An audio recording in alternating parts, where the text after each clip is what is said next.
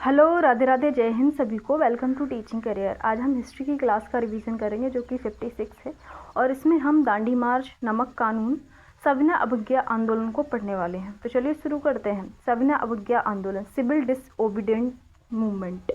ठीक है, इसकी शुरुआत होती है अप्रैल 1930 से और ये चलता है 1934 तक। ठीक है, प्रणेता थे इसके महात्मा गांधी और इन्होंने प्रेरणा कहाँ से ली थी? तो हेनरी डेविड थेरियू से इन्होंने प्रेरणा ली थी इस आंदोलन के लिए। कारण क्या थे कि ये जो आंदोलन था वो चला, इसके कारण क्या थे? नेहरू रिपोर्ट को अस्वीकृत कर दिया था।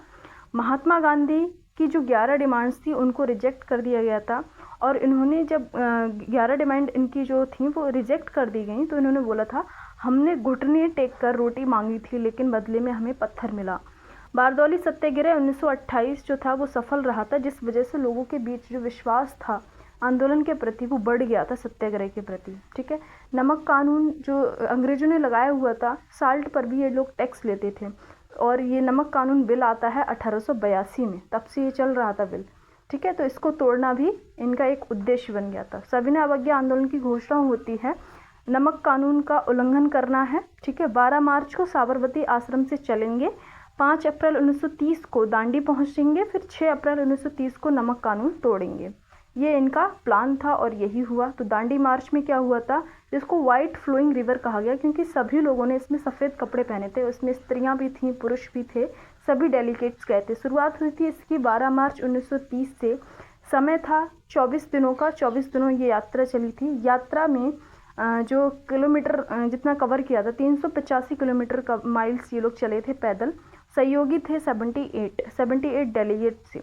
पटेल जी पहले ही चले गए थे इस मार्च में और इन्हें गिरफ्तार कर लिया गया था 6 मार्च को। ठीक है, फिर लिखा है यात्रा के बारे में। यात्रा के दौरान रघुपति राघव राजाराम ये भजन गाते हुए गए थे ये लोग। सुभाष चंद्र बोस ने इसकी तुलना की थी नेपोलियन बोनापार्ट के पेरिस मार्च से। 6 अप्रैल को नमक कानून तोड़ा गांधी जी ने वहां पहुंचकर और 9 अप्रैल 1930 को सविनय अवज्ञा आंदोलन की जो कार्यक्रम था उसकी घोषणा कर दी। इसमें क्या था, इसमें पॉइंट थे, उद्देश्य थे, विदेशी वस्तुओं का जो है वो बहिष्कार करेंगे। माफ़ करें, मैंने यहाँ पर आविष्कार लिख दिया है, बहुत बड़ी गलती होगी मुझसे, ब्लंडर हो गया। ठीक है, यहाँ पर लिखा है बहिष्कार, बहिष्कार करना है विदेशी वस्तुओं का। ठीक है, फिर लिखा है कर को हम नहीं मानेंगे, कर नहीं देंगे, लगान नहीं देंगे। शराब की दुकानों पर धरना प्रदर्शन होगा और वो धरना प्रदर्शन कौन करेगा? महिलाएं करेंगी। वुमेन्स के लिए अनुमति जो है वो जो किसने ली थी कि वुमेन्स भी इसमें पार्टिसिपेट करें, तो कमला देवी चट्टोपाध्याय ने ये अनुमति गांधी जी से प्राप्त की थी। फिर लिखा है धार्मिक एकता बनाए रखेंगे, छुआछूत नहीं होगी।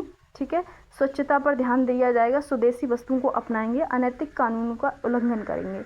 फिर लिखा है तमिलनाडु में इसका विरोध किसने किया था, मतलब जो अंग्रेजों के जो कानून थे, नमक कानून और इन चीज़ों का विरोध किसने किया था? तो श्री राजगोपालाचारी ने। यहाँ पर भी इन्होंने यात्रा शुरू की थी, त्रिचिल्लापल्ली से वेदनारायण ये गए थे और 155 किलोमीटर की यात्रा इन्होंने गांधी जी की तरह ही तय की थी। केरल मालाबार में के कलप्पन थे और टी के माधवन थे। कर्नाटक में नमक डिपो पर हमला किया गया था और यहाँ पर यूपी में जवाहरलाल नेहरू थे। उड़ीसा में गोपबंधु चौधरी लीड कर रहे थे और बिहार में राजेंद्र प्रसाद थे। बंगाल में सुभाष चंद्र बोस थे। पेशावर में खान अब्दुल गफ्फार खान थे जो 1929 में इन्होंने खुदाई खिदमतगार की स्थापना की थी। लाल कुर्ती आंदोलन से जुड़े रहे थे ये। बच्चा गांधी इनको बोलते हैं, सरहदी गांधी बोलते हैं, फ्रंटियर गांधी भी बोलते हैं, सीमांत गांधी भी बोलते हैं। ठीक है, तो लिखा है पूर्वोत्तर भारत में कौन थे? तो यादुनांग एंड रानी गैडिन्यू थी और हरक का धर्म स्थापना किया था इन्होंने। ठीक है, और रानी की उपाधि इन्हें किसने दी थी? रानी गैडिन्यू को तो जवाहरलाल नेहरू ने दी थी। 5 मई 1930 को गांधी जी गिरफ्तार हो जाते हैं और यरवदा जेल में इन्हें जो है गिरफ्तार करके रखा जाता है। उसके बाद नेतृत्व किसने किया? अब्बास तैयब जी ने किया। इनको भी गिरफ्तार कर लेती है अंग्रेज सरकार।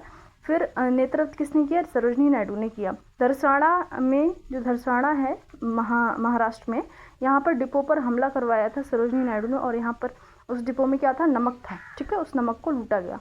पत्रकार किसने कवर किया था इस पूरी दांडी मार्च को? यहाँ पर जितना भी खून खराबा हुआ था अंग्रेजों ने, ठीक है, बहुत खून खराबा किया था। यहाँ पर भी अंग्रेजों ने पिटाई की थी लोगों की जो भी उस आंदोलन में पार्टिसिपेट कर रहे थे। तो यहाँ पर बैब मिलर थे जिन्होंने फोटोग्राफ्स क्लिक किए थे और दुनिया के सामने जो ब्रिटिश सरकार है उसका असली चेहरा इन्होंने बेनकाब किया था।